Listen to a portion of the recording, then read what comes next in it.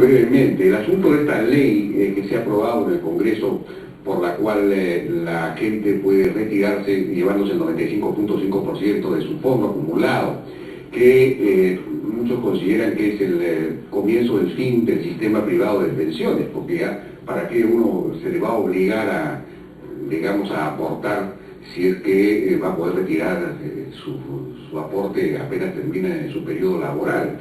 Entonces, las AFP, sin embargo, han tenido, pues, se podrá criticar algunas cosas, pero han tenido un resultado muy importante en términos de acumulación de ahorro, en términos de bienestar de la misma gente. ¿Cuál es su opinión frente a este proyecto, esta ley aprobada? Creo que, como usted dice, era necesario corregir algunos aspectos de las AFPs. Yo soy partidario del ahorro previsional. No funcionó con la ONP, porque el Estado es muy irresponsable muchas veces en tomar esos dineros. Y este es un sistema nuevo, importante. Sin embargo, sí creí, y lo he expresado así, que el ahorrista, el aportante, tiene el derecho de tomar parte de sus ahorros cuando es para unos fines muy claros y previsionales, por ejemplo, vivienda, lo cual permitiría reactivar, impulsar la industria de la construcción con beneficio para todos, inclusive para las AFPs. Retirar el 95%. No, el Parlamento saltó al extremo, pero lo ha hecho solo para aquellos que cumplen 65 años. Como usted sabe, hay en el Perú casi 6 millones de aportantes, 5.800.000, casi 6 millones, y tenemos 70.000 jubilados. Y la tasa de jubilables sería unos 80.000 en este año, por ejemplo, que cumplen 65 años. Pero como vienen de la ONP, el fondo que tienen es pequeño. Yo he hecho el cálculo y el retiro global de estos 80.000, si deciden retirarlo todo, el 95% no significaría más allá de 5.000 millones de soles, es decir, 1.500 millones de dólares. Lo de la ONP, los de las AFPs. Tenemos 70.000 jubilados de AFPs. ¿Por qué? Es un sistema joven, por consiguiente se jubilarán mucho más adelante. Y los que pueden jubilarse ahora, si retiran, será una cantidad grande, pero no enorme, significativa. Mi teoría iba en el otro sentido, que solo para efectos de vivienda facilitáramos a las personas usar parte de su fondo. Es previsional y de esa manera reactivar la construcción. ¿Usted piensa entonces que esta ley debería ser observada? Creo que no tiene el efecto justiciero que han creído los parlamentarios. Finalmente, mediante un recurso judicial, estoy seguro que cualquier persona que llega a los 65 podría a porción retirar sus fondos de la AFP. Esto es posible, pero no tiene ese criterio porque, como le he dicho, es una pequeña cantidad de jubilables y una cantidad no significativa de miles de millones divididos entre todos los jubilables, a menos de 100.000 o 80.000 soles. Más impacto tendría usar parte de los fondos de quienes tienen ahora 50 años o que no llegan a los 60 y forzarlos a que usen eso en una cuota inicial de vivienda. Pero una ley como esta cuestiona el principio mismo del ahorro previsional. ¿Para qué voy a ahorrar si no es para mi previsión, para una pensión futura? ¿No es cierto? Entonces, claro, en realidad el problema de fondo acá es que solo el 20% está en la planilla finalmente, digamos el 80% está en la informalidad. Entonces el problema que deberíamos empezar a resolver para comenzar es el problema de la informalidad. Y ahí no le he escuchado propuestas, digamos, muy elaboradas. ¿Qué hacer para reducir la informalidad en el Perú? A ver, Jaime, eso es como preguntarse qué hacer para saltar de un puesto muy bajo al primer puesto en el tema educacional. Ese es un proceso de largo plazo. La formalización es un proceso de largo plazo y le confieso, de acuerdo a mi experiencia, funciona mucho más cuando el país crece vigorosamente. En cambio, cuando el país comienza a dar señales de detención, cualquier presión que haga usted para formalizar obliga a mayor evasión tributaria. Hay fuga tributaria por parte de cualquiera. De acuerdo, pero durante su gestión y durante, digamos, los últimos 10 años, el país ha crecido a tasas muy aceleradas, salvo los últimos 2 años. Y sin embargo, la informalidad se ha reducido 4 o 5 puntos, una cantidad. Es decir, a ese ritmo no vamos a reducir nunca, la informalidad lo vamos a demorar pues, 50, 80 años. Es decir, algo hay que hacer para facilitar el ingreso de los informales a la formalidad. Tiene usted razón, pero no hay que confundir los buenos deseos con empujar a la gente que va a escoger otros caminos y la empujan. Mire, algunos han dicho hay que reducir los impuestos drásticamente. Yo he estudiado el caso de Guatemala, por ejemplo. Guatemala, el IGB es muchísimo menor que en el Perú, pero la informalidad es más alta. De manera que no hay relación mecánica entre reducir el impuesto y formalización. Es una múltiple causa que lleva poco a poco a la formalización y mucha paciencia. Bueno, entonces no habría un programa, una búsqueda. No hay un milagro, tenemos que bancarizar, tenemos que funcionar a través de las compras del Estado.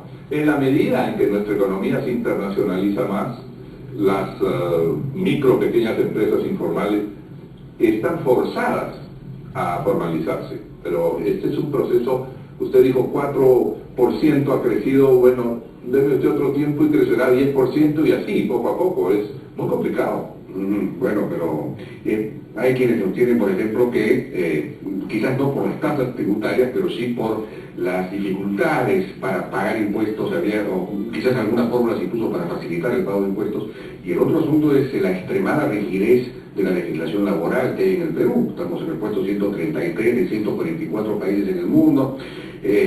Los costos no salariales del trabajo son de los más altos que hay en América Latina.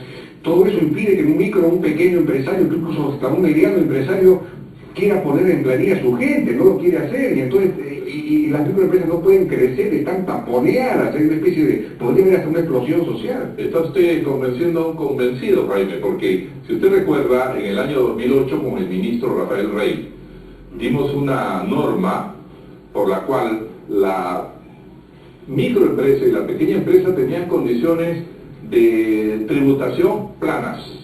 En segundo lugar, el Estado, cuando se formalizaba un trabajador, pagaba el 50% de su sistema integral de salud y de su fondo jubilatorio. Pero ¿qué pasa? 3 años después se cambió la ley nuevamente. Entonces, no hay una estabilidad jurídica que permita verificar con línea de partida hacia dónde estamos yendo, pero estamos convencidos de eso. El tema de la rigidez de la legislación laboral me parece importante, es algo que habría que de alguna manera abordar. Mire usted, yo creo que el gran futuro del trabajo es el trabajo libre. Libre por parte del que trabaja, que es empleable en cualquier parte por sus capacidades, además por la sobreabundancia de oferta de empleo.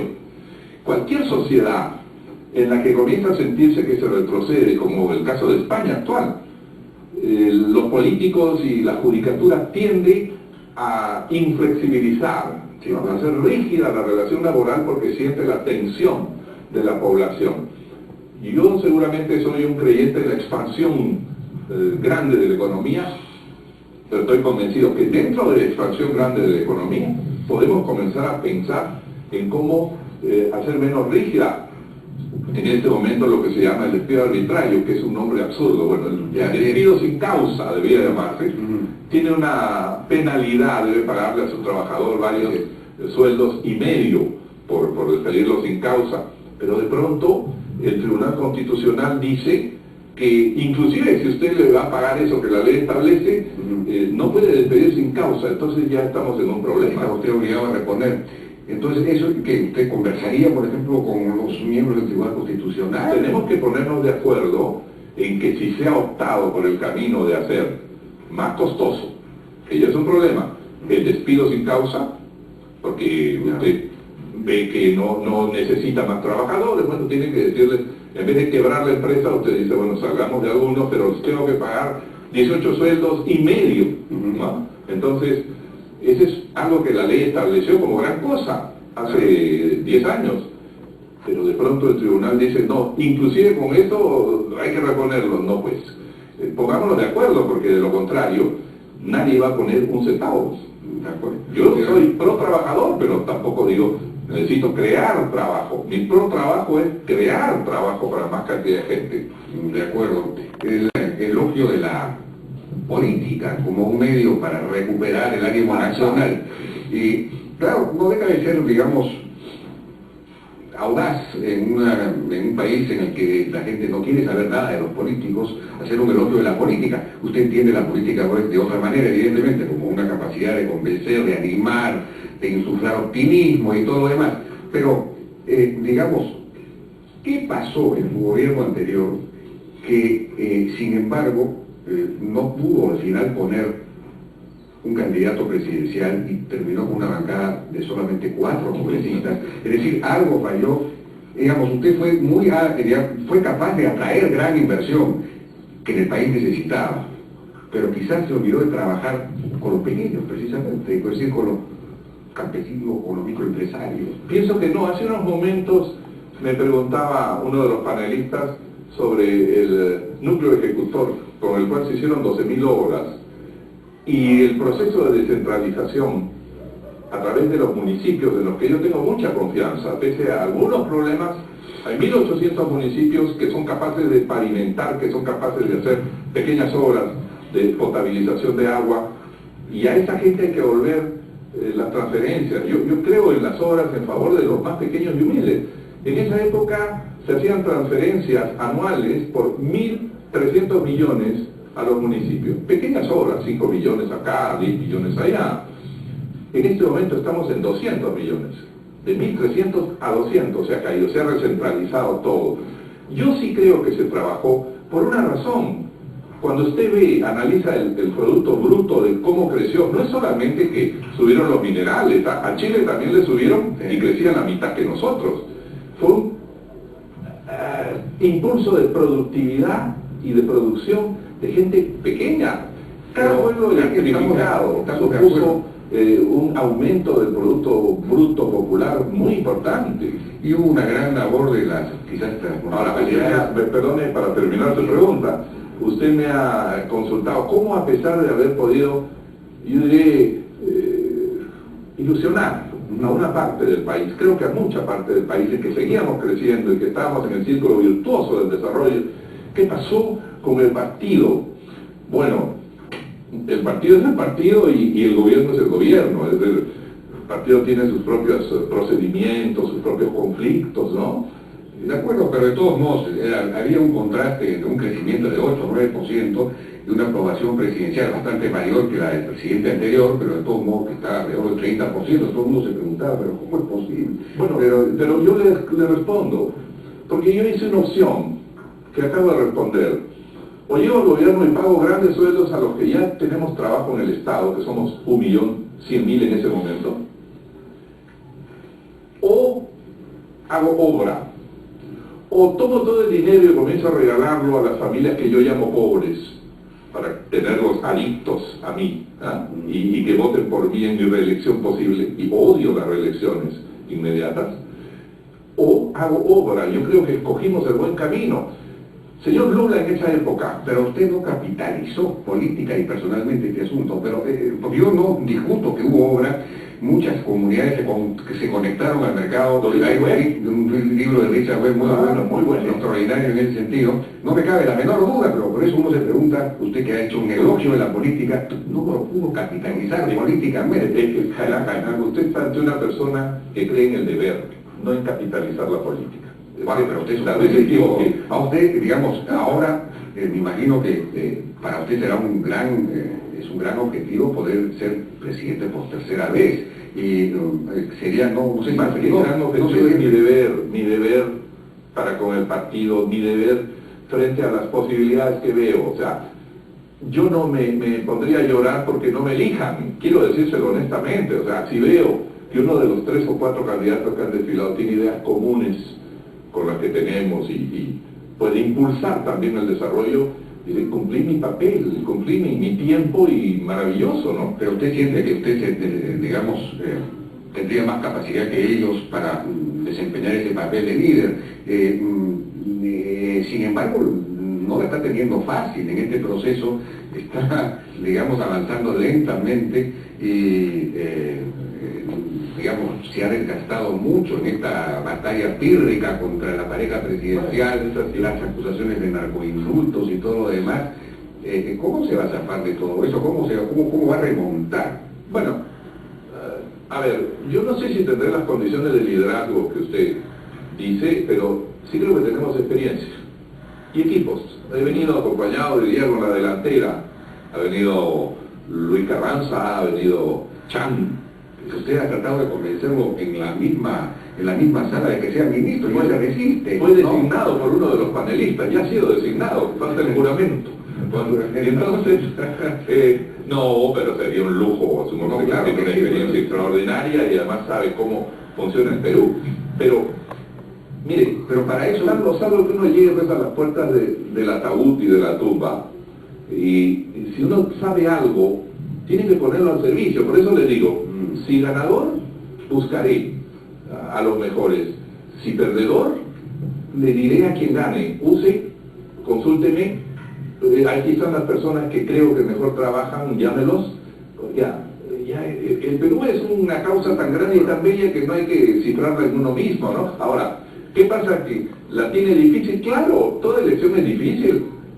Yo me acuerdo que cuando llegué el año 2001, creo que usted mismo escribió, ¿no? Yo tenía 4% en las encuestas y parecía un sueño, pero bueno, llegamos a bordear la elección con 47%, ¿ah? Pero en la elección pasada, en la que usted ganó, a estas alturas estaba en 17, 18, 19%. Entonces, en enero, para usted debe ser un reto este asunto. El 8 de enero del año 2006, 3 meses antes de las elecciones que gané, la encuestadora, Dato Mi Apoyo, me daban 8%, no 18%, léalo. No, yo lo he revisado. Perdón, Lourdes se ha olvidado, capitaneaba con 37%. Bueno, vamos a ir a unas pausas, si me permite. Popularidad en su momento, pero ahora necesitamos construir un Estado mucho más capaz de atraer mejor talento. Hay una reforma en marcha, que es la del servicio civil. Es decir, ¿cómo orientaría usted? ¿Usted le parece que es importante construir un Estado profesional, meritocrático, que todavía eso está por hacerse? ¿Cómo lo va a hacer? Porque no me escuchaba hablar mucho de eso tampoco. El secreto de las grandes democracias es que tienen personal administrativo firme y profesional. Esto es clarísimo. Hasta Napoleón, con la creación de la Escuela Nacional de Administración y el Politécnico en Francia, definieron cómo debe ser un profesional de la administración, los jerarcas, los hijos de Dios en Francia. Bueno, pero hace unos momentos expliqué al auditorio frente a una pregunta lo que se considera un error. En ese momento fue muy importante. No olvide usted que la política se había desapegado de la población.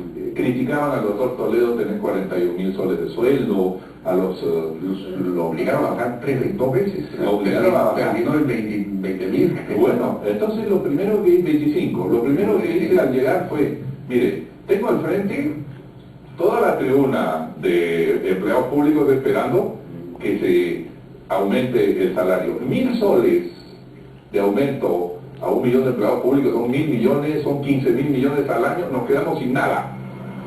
Tenemos que hacer obra para no terminar sin infraestructura. Debe ser el presidente Humala que está pasando, está mirando de lejos. Y entonces, por eso tomé esa decisión. Y además en esa época solo teníamos 50.000 millones por ingresos fiscales. O sea que no la volvería a tomar. No, de hecho no, cambió la situación, no hay que tomar las mismas medidas para situaciones distintas. De acuerdo, y entonces está... digamos, el tema del Estado es un tema complicado que hay que mejorar. Dentro de eso está el tema de la descentralización, que ha tenido problemas muy serios. Hay una cierta anarquía, no hay control, hay mucha corrupción, las políticas sectoriales son difíciles de aplicar, no tienen capacidad de ejecución en muchos casos. Usted transfirió las funciones a toda velocidad sin que hubiese... ¿Sí? Es el presidente. Está contestando la pregunta. Los apristas. Digamos, no podía, no tenía usted la capacidad de hacerlo. ¿Cómo va a resolver el problema de la descentralización? Bueno, la descentralización tiene 2 niveles. El nivel local municipal, que en la mayoría de lugares y provincias funciona adecuadamente. Y luego tiene un nivel muy joven, que es el nivel regional, mejor dicho departamental, porque no se han creado regiones y estamos hablando mal, son gobiernos departamentales. Sí, pues así es. Todavía no se ha hecho la regionalización. Ahora me interrumpió. Usted transfirió todas las funciones aceleradamente sin haber acreditado, sin haber pasado por el proceso de acreditación de los gobiernos regionales, si no habían acreditado su capacidad para ejercer esas funciones. Entonces es lo que ha producido... no es eso lo que ha producido. Lo que pasa es que todo poder nuevo se cree sin límites y ocurre en casos monstruosos como el de Ancash y otros lugares que no han sido tan escandalosos, donde se utilizan los recursos, se llenan de supervisores, asesores, choferes, camionetas, empleados, también periodistas, y policías y jueces, amigos, etcétera. Entonces, estos forman una monarquía. La Constitución del 79, que tenía algunos temas valiosos, permitía al gobierno intervenir, los gobiernos regionales cuando perdían su sentido. Yo no entiendo cómo la Constitución de Fujimori, siendo un gobierno autoritario, le quitó esa facultad al gobierno. Yo sí creo que con autorización del Parlamento, obviamente, el Poder Ejecutivo tiene que intervenir cuando no hay buena administración, cuando no se cumplen los objetivos y no se usa bien el dinero. De acuerdo. Vamos a una pausa. Regresamos.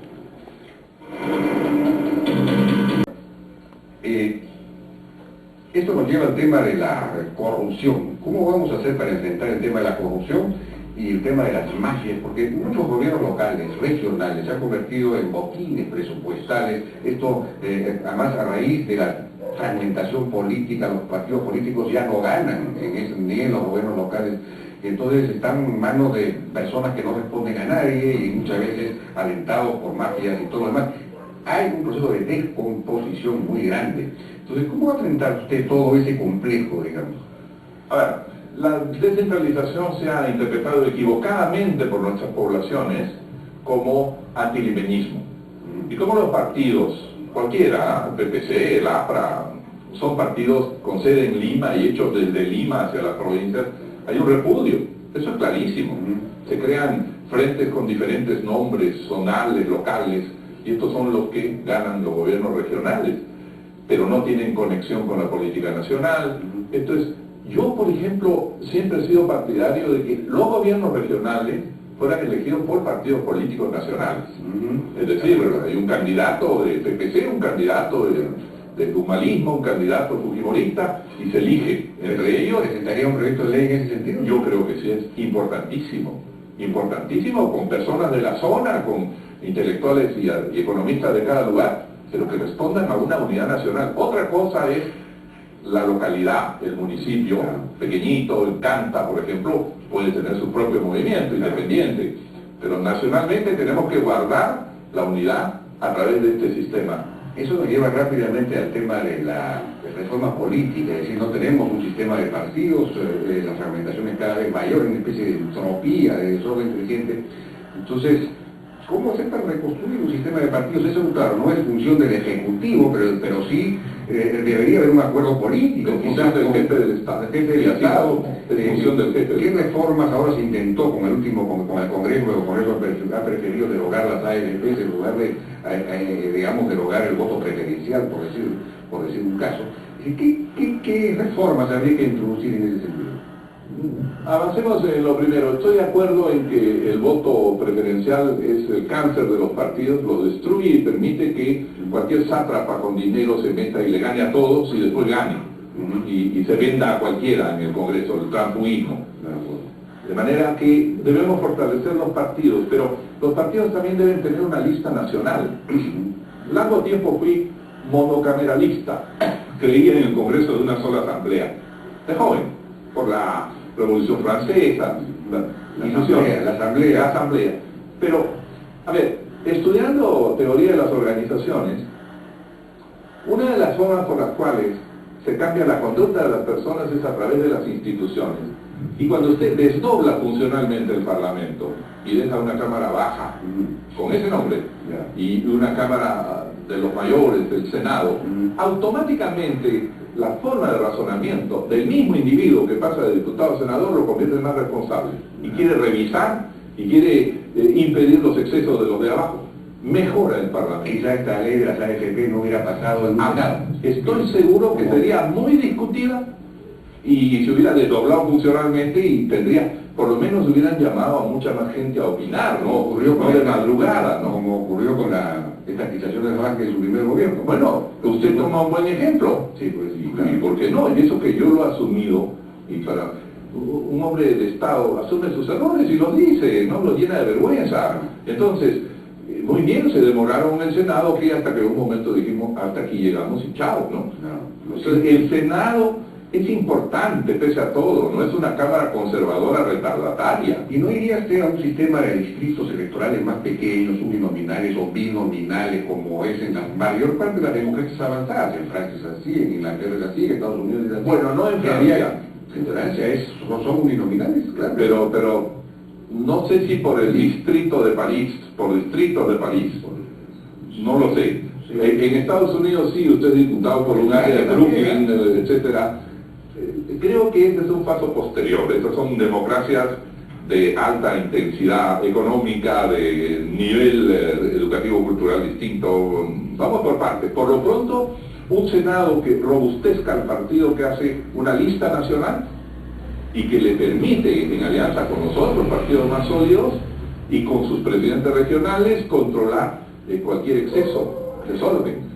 Regresando al tema económico, político-económico, una manera de recuperar y reactivar rápidamente la economía, o por lo menos con mucho vigor, sería poner en marcha los proyectos mineros que están paralizados o bloqueados, obviamente están como 24.000 millones de dólares, más, o más incluso, ¿no es cierto? Y usted ha propuesto esta idea del canon comunal, incluso ha propuesto una modificación constitucional, supongo que requeriría que las comunidades, en fin, cualquiera sea propietario del subsuelo, no solamente del suelo, cualquier propietario del suelo lo sea del subsuelo. Ahora, lo que hemos visto en los casos como Conga Santana, que fue al final de su gobierno en el Puno, es que las comunidades aledañas que serían beneficiadas, como por lo menos las comunidades de influencia inmediata, están de acuerdo por lo general con el proyecto. En Conga están de acuerdo, en Santa Ana estaban de acuerdo. El problema son las que no se benefician directamente o las que ya están, las zonas periféricas influidas políticamente por los ideólogos antimineros, las ciudades. Entonces, necesitaríamos en realidad un planteamiento que vaya mucho más allá, que abarque un radio mayor, que plantee un desarrollo rural, regional, integral mayor, y no solamente incluir a las comunidades que de hecho ya están de acuerdo. Bueno, están de acuerdo de palabra, Jaime. Están de acuerdo, pero a la hora de enfrentar a los que vienen de 100 kilómetros más allá y no están de acuerdo, no lo hacen.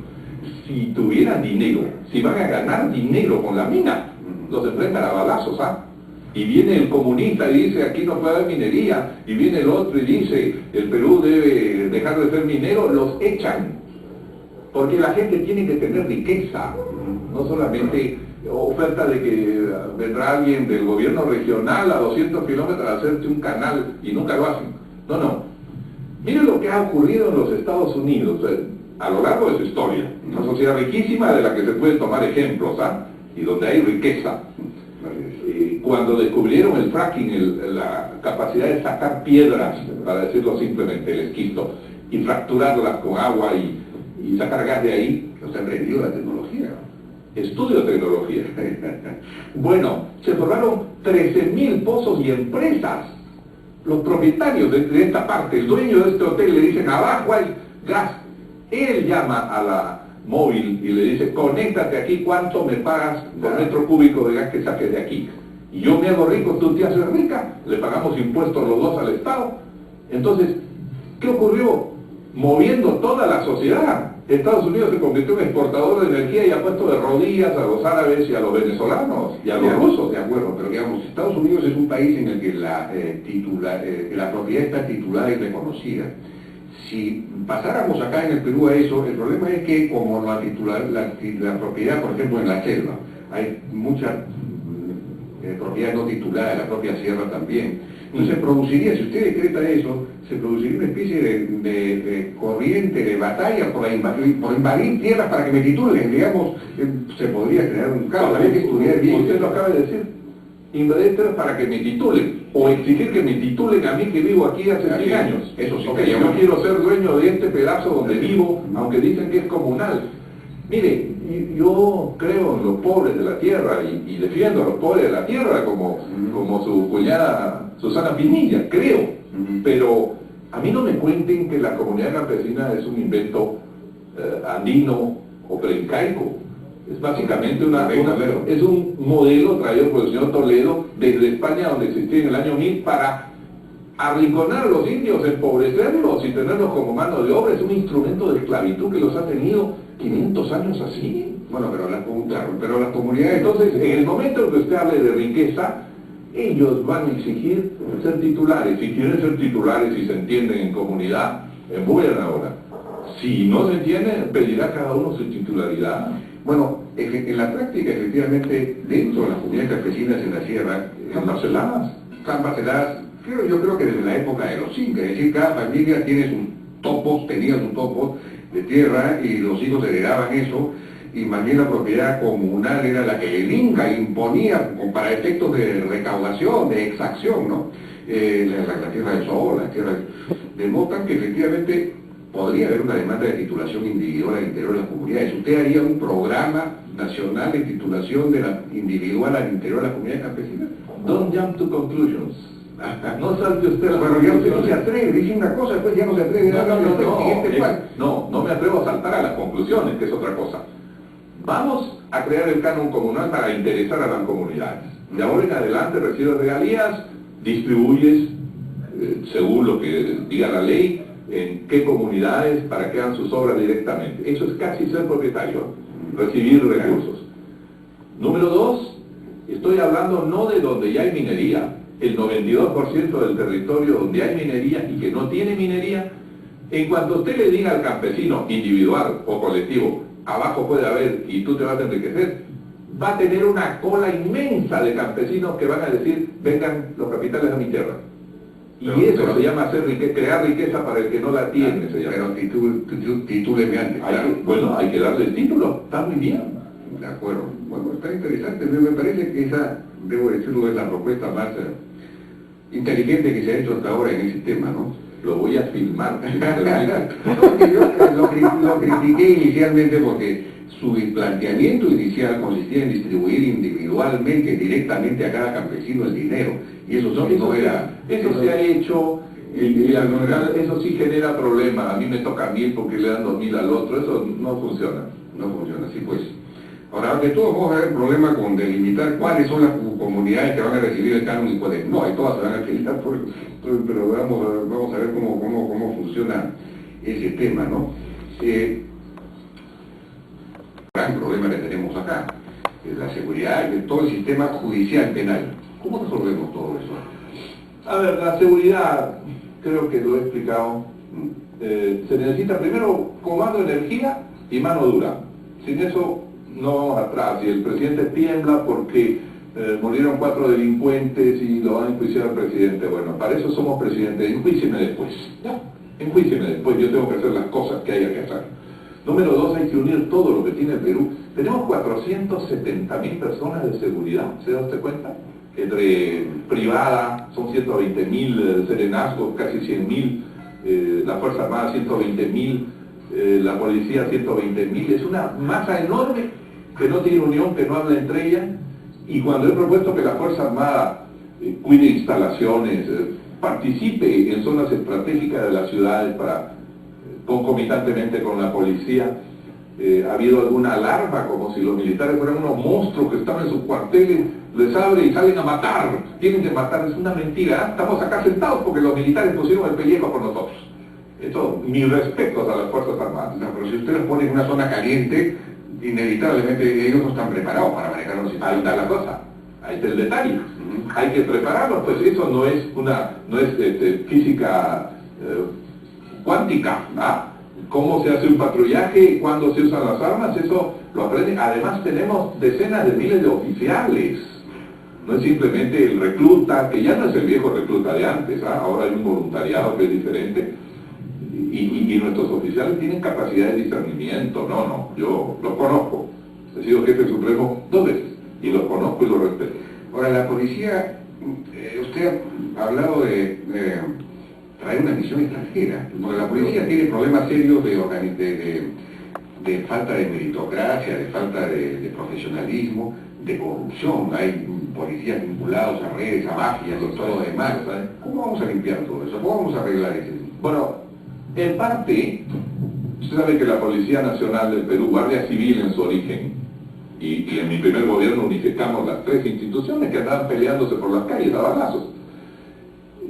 La creadora fue la Policía Española, la Guardia Civil Española fue la inspiradora, pero hace casi 100 años nosotros tenemos que refrescar con ideas nuevas nuestra policía, y es muy difícil que del interior mismo se haga una reorganización, una refundación de la policía en sus áreas, ¿no? Es decir, ¿qué tipo de organización necesitamos? Pero en segundo lugar, ya se ha repetido mucho lo del 24 por 24, se ha repetido, fíjese usted, numéricamente, usted tiene casi 130.000 policías, pero en las comisarías tiene 37.000 en este momento.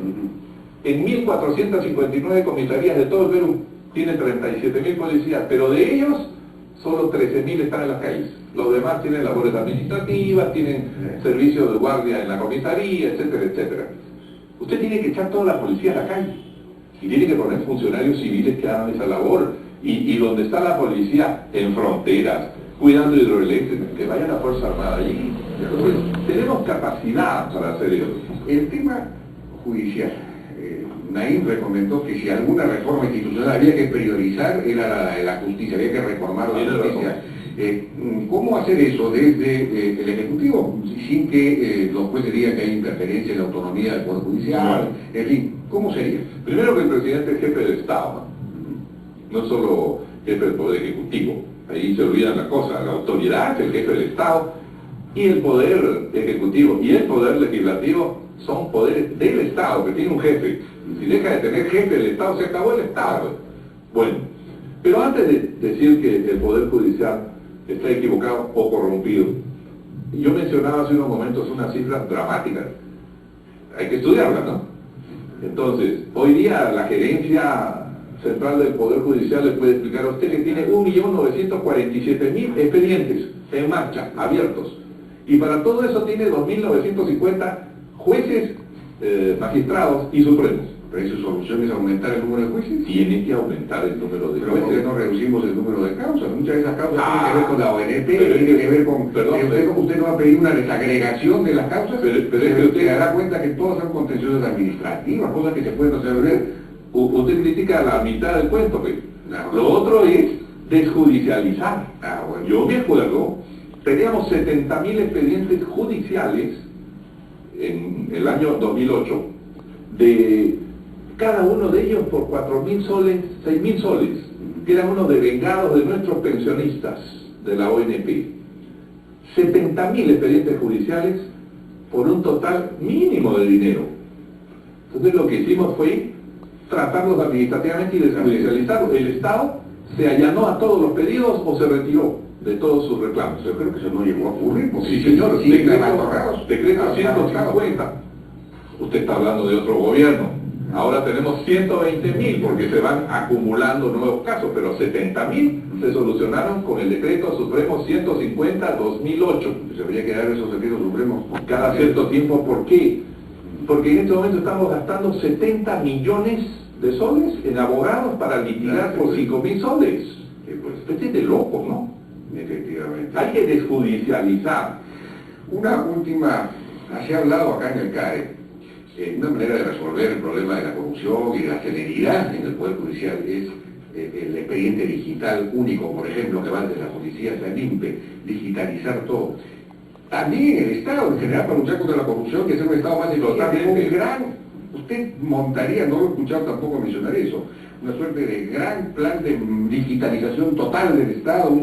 En Colombia hay un ministerio, es demasiado crear un ministerio de la digitalización, de la electronización, digamos, del Estado. Usted tiene absoluta razón y ese es el Estado online. Estado desde su casa y sin papeles. Ese es el objetivo, y sin intermediario subjetivo que le pide plata o que bosteza delante de usted. Entonces, Estado online. En segundo lugar, mi hijo Raúl es experto en eso, Estado Open Data. Usted sabe que tiene el Estado estudios de aguas, de recursos mineros, de vientos, todo lo que se ha querido hacer y no se ha hecho, lo tiene el Estado en datos en decenas de miles de expedientes, pero si usted quiere hacer algo parecido, tiene que volver a hacer todo ese estudio. El Estado debería abrir sus datos y usted se ahorraría muchísimo en formular proyectos nuevos, el mundo privado. Estoy absolutamente de acuerdo. Eso le quita subjetividad y arbitrariedad a la administración pública, el online. Y a eso vamos. Estado online desde el hogar y sin papeles. Bueno, ¿cómo va a, digamos, plantear, ya para terminar, la campaña vis a vis César Acuña, por ejemplo, un hombre que ha desplazado a Lámpara en el norte, en el sólido norte, y que está emergiendo, que lo ha pasado a usted? ¿Qué opina de ese fenómeno? ¿Cómo lo va a manejar? ¿Cómo va a recuperar el terreno que le ha ganado? En mi larga vida de candidato y de político he visto personajes así, sprinters, y yo soy un maratonista. Esa es la diferencia. Bueno, vamos a ver. Esta es una larga carrera, no es 100 metros. Veremos. Bien, gracias por la participación. Encantado de estar por primera vez. Por primera vez con... Espero que no sea la... Yo espero, de pronto ya no merezco otra invitación. No, por supuesto. Bien, vamos a una pausa, ¿no? Una pausa y regresamos.